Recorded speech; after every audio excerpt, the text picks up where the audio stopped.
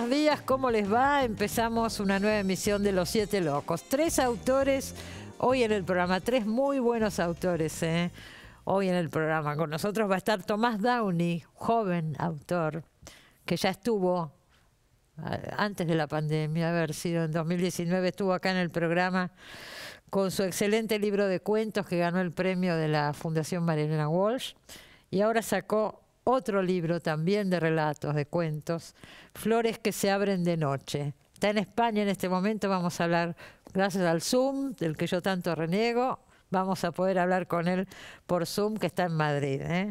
Nos visita también Luis Guzmán con su nuevo libro Flechazo, precioso libro, libro de ensayos, sobre el tema del flechazo, que puede ser el flechazo erótico o cualquier otro encuentro positivo que tengamos en la vida. Precioso libro, muy literario además, porque están los flechazos en la literatura, de Luis Guzmán. Y empezamos con una gran autora argentina que acaba de publicar, no un libro, sino 2.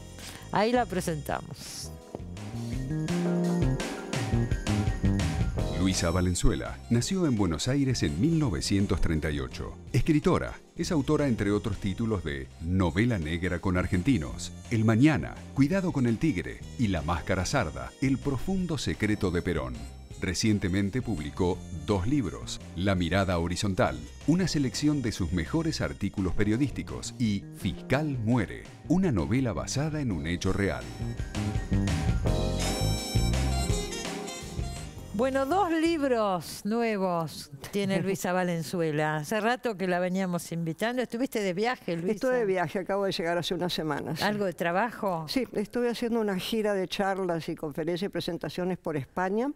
Y después unas pequeñas cosas en París y quedándome con amigos. ¿Y cómo está? ¿Hay charlas públicas? Sí, pero acotadas, ¿no? Sí. Con cupo, pero sí, a veces en Salamanca llené el aula magna de filología, que es un salón fantástico, ahí estaba todo abierto, con barbijo. Con barbijo. Con barbijo, no los presentadores, no yo, pero la gente, el público sí. Y después en la librería de Salamanca también muy abierto, pero en Madrid también estaban más cautelosos. Estuve en Alicante, también fue muy lindo, fue lugares espléndidos, con gente maravillosa, así que me encontré con nuevos críticos. Bueno, vos estás acostumbrada a viajar mucho y lo tenés que haber extrañado. Lo extrañaba, pero me resultó raro, no fui tan feliz. No, claro. No. Porque tenés la sensación de que hay esta amenaza y la gente está medio inquieta, ¿no? Seguro. Y estaba invitada a Viena, que cerró. Viena cerró. Viena claro. cerró.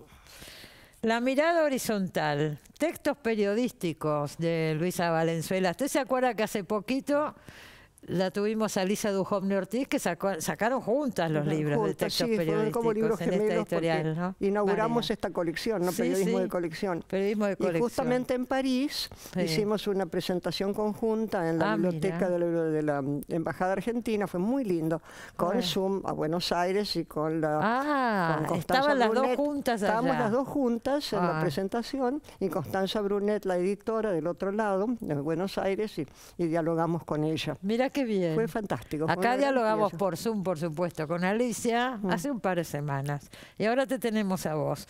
Son artículos. Vos empezaste como periodista, muy joven, ¿no es cierto? Joven. Yo empecé como a los 17 años. Eso todavía no está ahí, pero sí, empecé muy joven y que me empezó a gustar mucho, ¿no?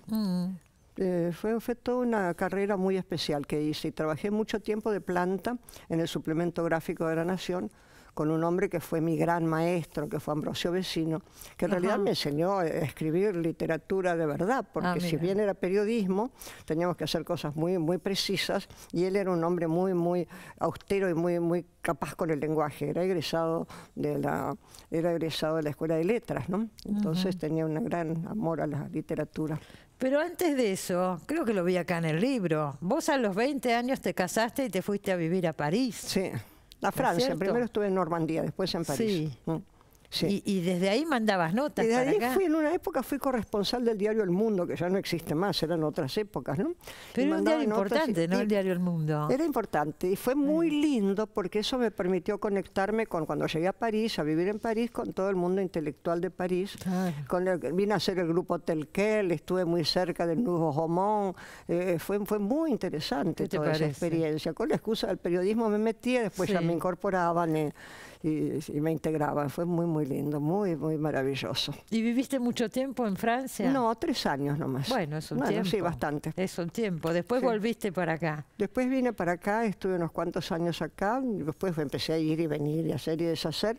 Y después del 79 al 89 viví en New York. Claro. Esa fue mi gran experiencia de vida afuera, ¿no? Pero hasta ese momento trabajaste también en periodismo bastante acá. Y aún hoy, de vez en cuando mando una columna a algún lado, ¿no? No, bueno, pero en esa época, por lo que yo leí, con mucha más... Sí, no, ese libro es una cuarta parte de todo lo que he publicado a lo largo de mi vida, que es larga, por cierto, de mi vida periodística. Bueno, la primera parte son todas entrevistas, después los viajes, los famosos viajes de Luisa, que vos decís que es lo que más te interesó de todo, ¿no? Yo creo que sí, porque mi curiosidad y mi ansiedad de lo diferente es lo que me atrae en ese mundo, ¿no? Sobre todo los mundos no tan conocidos, ¿no? Los lugares como Papúa Nueva Guinea y eso me resultan tan estimulantes. Sí. Y la historia de las máscaras, ¿no? Como colecciono máscaras también eso me lleva a recorrer zonas inesperadas y festivales inesperados, sobre todo ceremonias, ¿no? Vos te fuiste en el 79 de acá. Y antes de eso trabajaste en la revista Gente, también lo vi, con Chiche Helblum. Sí, y trabajé en Crisis. Sí, bueno. Antes de eso trabajé en Crisis. Con Galeano. Con Galeano y con Aníbal Ford. Que dos mundos muy distintos, muy Crisis y la revista Gente, fui redactora estrella de Gente. Y te mandaban así a hacer las superproducciones. Me mandaban a hacer fútbol, campeonatos de fútbol, una vez, matches de box. Claro. Era muy extraño, yo no tenía idea de nada y sacaba unos artículos bastante inesperados, por cierto. Y bueno, eso seguramente era lo que les gustaba. Esa era la gracia de Chiche, ¿no? Que quería que fuera como escritora, no como periodista. Bueno, yo me acuerdo un famoso artículo, la mandó a Silvina Bullrich a Europa a hacer no sé qué, también un match de box o algo por estilo, ¿no? Claro. Y quería, ¿qué sabía Silvina Bullrich cosas inesperadas, de box? Nada, pero era eso lo que se buscaba, ¿no? Sí. Ahora, digo, vos te vas acá, en plena dictadura, y te vas... ¿Vos tuviste en La Opinión también? Porque el otro día contaba Alicia toda esa época. La Opinión colaboré, ya no estuve adentro de La Opinión. Colaboré bastante con La Opinión, no estuve en La Opinión.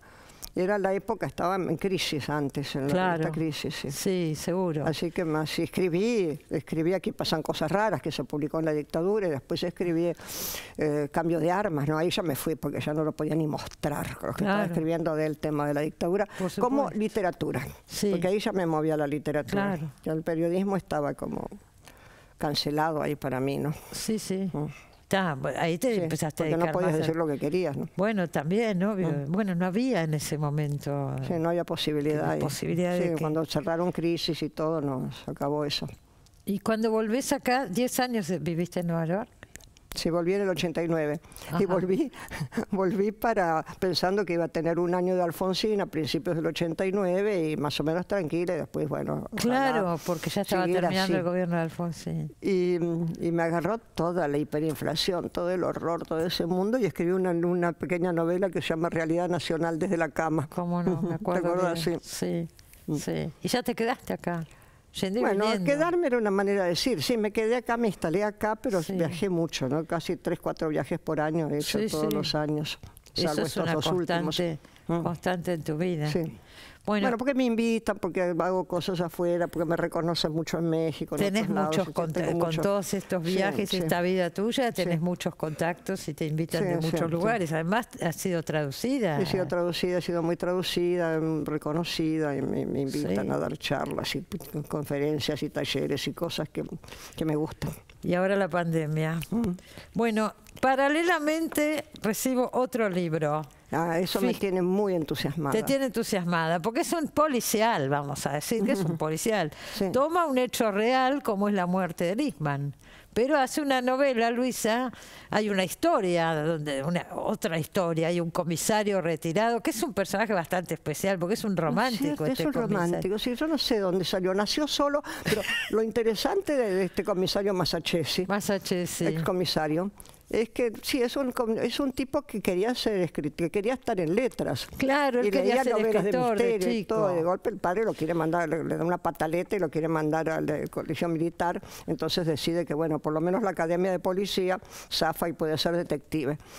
Y influenciado un poco por Montalbano y eso. Claro, sí, admirador de Montalbano. Pero lo maravilloso de Masachesi, yo lo adoro, porque nació en un cuento, en un breve cuento que se llama La Mancha Roja, que quedó incorporado al libro, como un caso que él resuelve. Claro. Pero ya se ríen de él, porque lo tildan de fantasioso. Sí. Porque cuando resuelve aquel caso que no está mencionado como tal, el del fiscal, sí.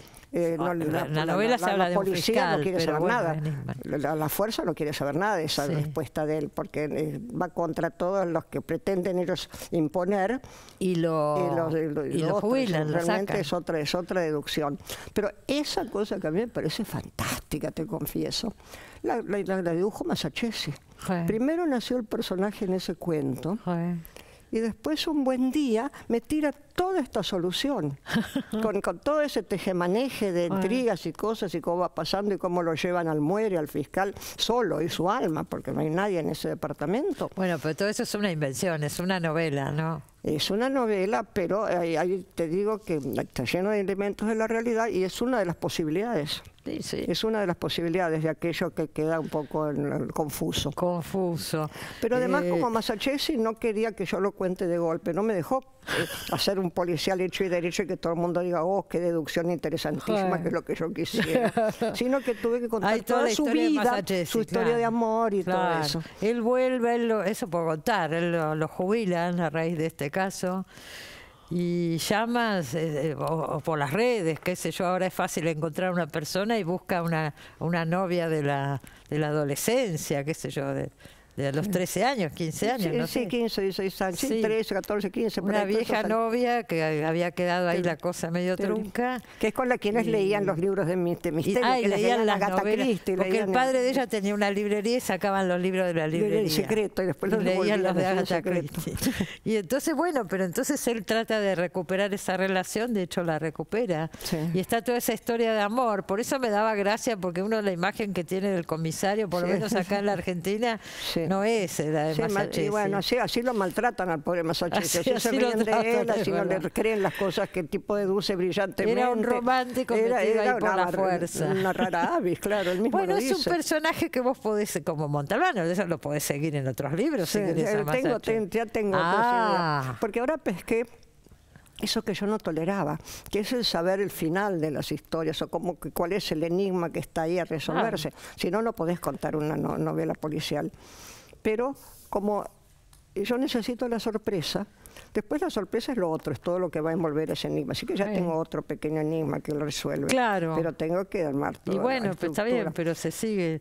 Pero hay otro personaje acá que a mí me intriga mucho, que es esta novia que él recupera. Porque toda la parte central del libro, la parte del medio, digamos, a eso me refiero con central, es un escrito de ella. Eso lo escribió ella, es la novela de Teldi. La novela de Teldi. Eso fue, a mí me resultó muy interesante. La novela de Masachesi, por decirlo así, toda la deducción de Masachesi, claro, que sobre el caso del fiscal, que me cayó así como entera, fue el 12 de junio de este año. Ajá. Este libro ya está acá publicado hace un par de meses, un mes y pico.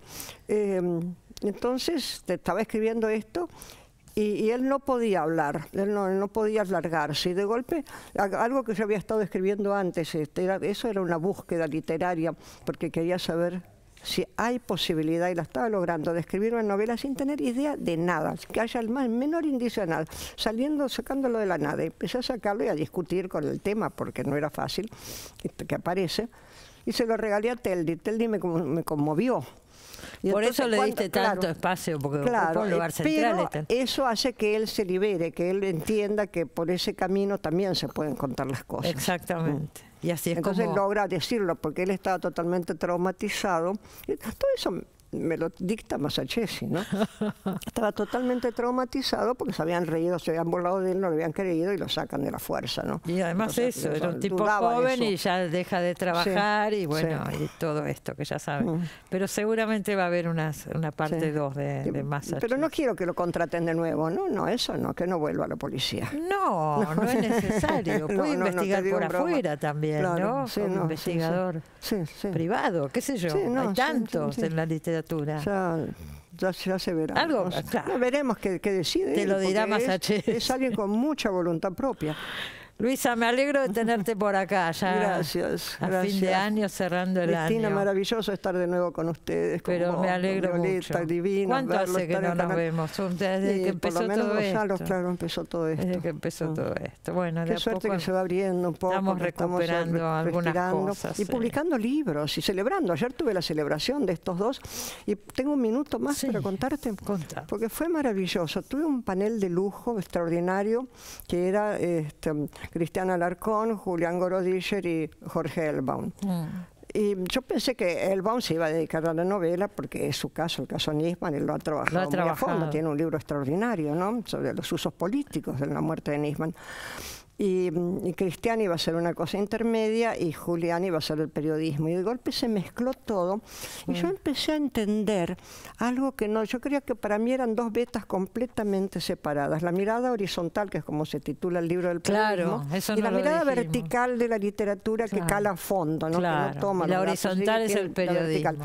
Y ahí me tiraron la mirada oblicua y cómo se unen las cosas y cómo quizá yo entendí cosas de las cosas que dijeron ellos independientemente, muy distintas, pero muy brillantes todas, maravillosas, cómo es la misma antena quizá, ¿no? Lo que uno capta sutil que está en el aire, que no se ve, que no se registra, y sin embargo, aún en el periodismo, cuando entras en las entrevistas a fondo, ¿no?, y vas captando sutilezas, y la literatura que es oler, ¿no?